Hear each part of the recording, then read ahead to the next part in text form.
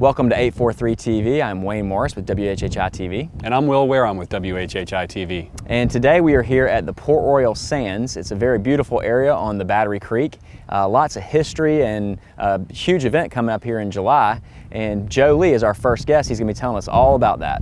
Our second guest is Mr. Charles Tumlin, who is the president of the board of directors for Beaufort Academy.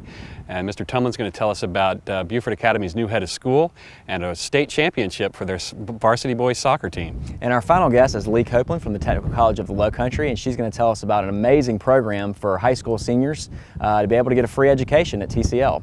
So stay with us for more 843 TV. Where communities come to speak.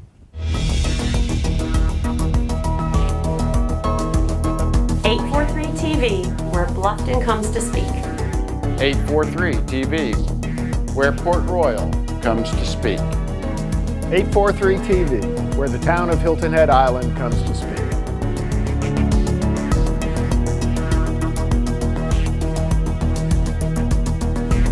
.843 TV, where communities come to speak. Welcome to 843 TV. We are joined by our favorite councilman from the town of Port Royal, Mr. Joe Lee. How are you today? Oh, I'm great. How can you not be bad? Yeah, this isn't bad. That's right. That's right. This is better than sitting in a cubicle. Yeah, that's right. So we're here at the Sands at Port Royal. Where are we exactly? Well, this is the tip of Port Royal Peninsula, and in front of us is the Beaufort River and the Intercoastal Waterway. And behind us is Battery Creek, and on the other side of Battery Creek is Parris Island. Now, all the way to our right is the Port Royal Sound, which goes on out to the Atlantic Ocean. And it's very famous because that's where the big naval battle was in the Civil War. But it's also where the French came in 1562 and landed at Parris Island. So we're right in the middle of history. And Port Royal Sounds played a huge part in the town of Port Royal. So we're really positioned in a great spot to enjoy everything. And by the way, today, if you hear some children in the background, the elementary kids are touring the sands. Because of its history. Because of its history and its natural setting. And Bob Bender, a local naturalist, is taking them on an annual tour of our area and looking for things like shark's teeth. This is an old historic shark's tooth that came out of the Port Royal Museum, but it came out of the Port Royal Sound here. And this goes back several 100,000 years, and they're available. You can just dig them up here at the Sands. So that's why a lot of people come. The shark tooth some of them hunting, are really small, but this one happens. Yeah, that's no slouch. Serious business. Yes, it is. You told me this one's worth like $300. Yeah, on eBay you buy these for $300. Wow, And so there are a lot of people around that make a good living. Now, Joe, is that a megalodon? Yes, or it is. Yeah, yeah, and it's why people come, and most of them get the little tiny shark's teeth. But if you're lucky, you find one of these. Great. So, yeah. Joe, you touched a little bit already on the history of the Sands and the Port Royal area. Is there anything else we should know about the history of the Sands? Sure enough, this area, the reason we can drive our cars on it, and the reason it's so popular is the fact that you can drive over here, and this was all dredged up. So this is not a natural sand beach.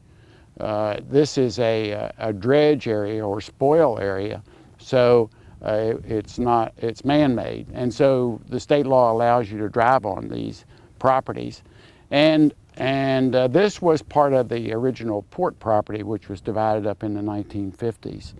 And the State Ports Authority donated this piece of property to the town of Port Royal. So everything else here, the boat landing behind us, and the boat landing is owned by the county. But the property beyond the boat landing is the State Ports property. So it's quite a nice amenity to the town of Port Royal. So it's not really considered a beach per se, or? I'm always corrected when I use the term beach, and of course the town put up signs that said this way to the Sands Beach. But the old timers that live here get really offended about that because they don't want people to be disappointed when they come here and it's not a big, great sandy beach and a lot of hot dog stands and everything. It's a natural setting, and we so the old timers just call it the Sands. And we are approaching summer rapidly. We're right in the middle of summer almost, and I understand there's pretty big event you've got here right in the middle of the summer. Is that correct? Well, sure. I mean, the big event at the Sands is always Port Royal's 4th of July event. And in fact, I was doing some walkthroughs yesterday and planning for it.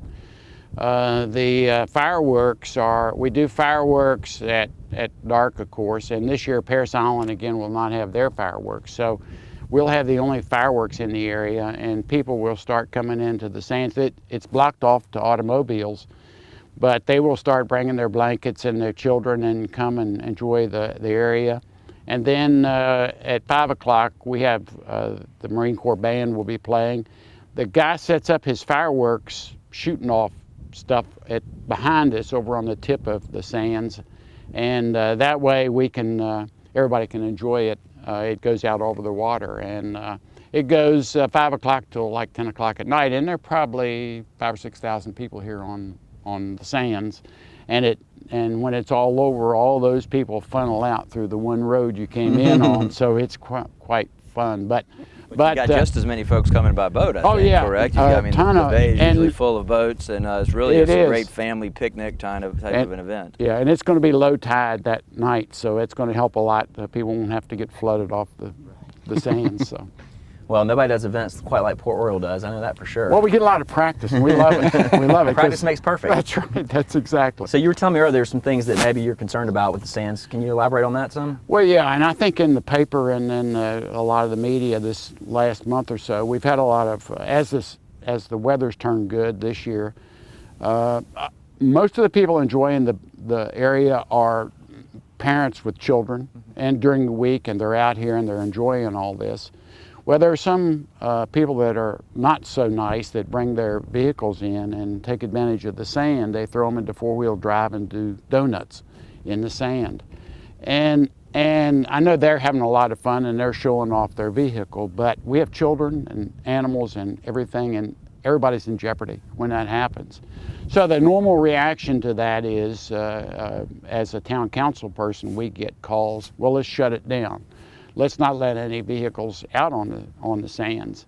And that's a huge overreaction to what we need to do. What we need to do is make people behave themselves, and so the rest of us can enjoy this. And we may restrict some of the vehicles, but we're never going to shut it down to total traffic.